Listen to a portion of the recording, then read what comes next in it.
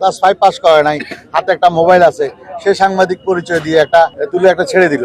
একটা মোবাইল হাতে থাকলেই সে মনে করেন আমি এটা সাংবাদিক হয়ে গেলাম। তার চ্যানেলটা কি রেজিস্টার্ড চ্যানেল না কোনো চ্যানেল, কোনো কিছু নাই। কম করে সাংবাদিক যারা পরিচয় দেয় মিনিমাম একটা লেখাপড়ার জন্য থাকে না। দেখেন আমাদের 13 নম্বর ওয়ার্ডে অনেকগুলো মাঠ, যেহেতু রেলের এলাকা, মাঠের অভাব নাই।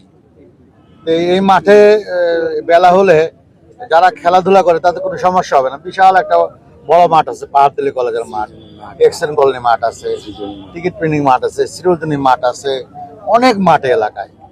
যারা যারা খেলাধুলা করতে যায় তাদের জন্য কোনো এটা অসুবিধা হবে না। আর মেলা তো হবে মাঠে, মেলা তো আর রাস্তাঘাটে হয় না, তাহলে তো রাস্তাঘাট জড়ো হয়ে যাবে। মেলা হয় আউটার স্টেডিয়ামে, ওটা একটা খেলার মাঠ। মেলা হয় প্লো গ্রাউন্ডে, এটা একটা খেলার মাঠ। মেলা হয় লালদিঘির মাঠে, জব্বরের মেলা কদিন পরে হবে, এটা একটা খেলার মাঠ। অতএব মেলা তো মাঠেই হবে, মেলা তো রাস্তাঘাট জড়ো করে হবে না। ঢাকা আন্তর্জাতিক বাণিজ্য মেলাগুলো সে বড় বড় জায়গায় মাঠেগুলাই হয়। তো এটা নিয়ে আমার মনে হয় না এলাকায়, এটা আপনারা নিজেরাই জানেন। আপনারা সবাই এখানে অনেকগুলা চ্যানেল এখানে এসছেন। এখন আসলে সত্যি কথা বলতে কিছু হলুদ সাংবাদিক, এখন একটা মোবাইল হাতে থাকলেই সে মনে করেন আমি এটা সাংবাদিক হয়ে গেলাম।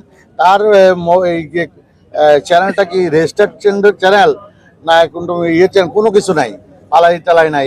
এটাকে আমার মনে হয় আপনাদের এই আজকে চ্যানেলের মাধ্যমে বলবো, এটা আপনারা আপনাদের অ্যাসোসিয়েশনের মাধ্যমে কম করে সাংবাদিক যারা পরিচয় দেয় মিনিমাম একটা লেখাপড়ার জন্য থাকে। ক্লাস 5 পাস করে নাই, হাতে একটা মোবাইল আছে, সে সাংবাদিক পরিচয় দিয়ে একটা ছেড়ে দিল। একটা সাংবাদিকের মান মর্যাদা এবং সাংবাদিকের ইথিক্স এটাকে নষ্ট করে ফেললো। আমি মনে করি আগামী দিনে যে সংবাদপত্র, প্রেস মিডিয়া, প্রচার মিডিয়া, প্রিন্ট মিডিয়া এবং আপনাদের যে ওই মিডিয়ার মাধ্যমে সাংবাদিকদের একটা ক্রাইটেরিয়া ঠিক করা উচিত এবং সমাজের তৎপর তারা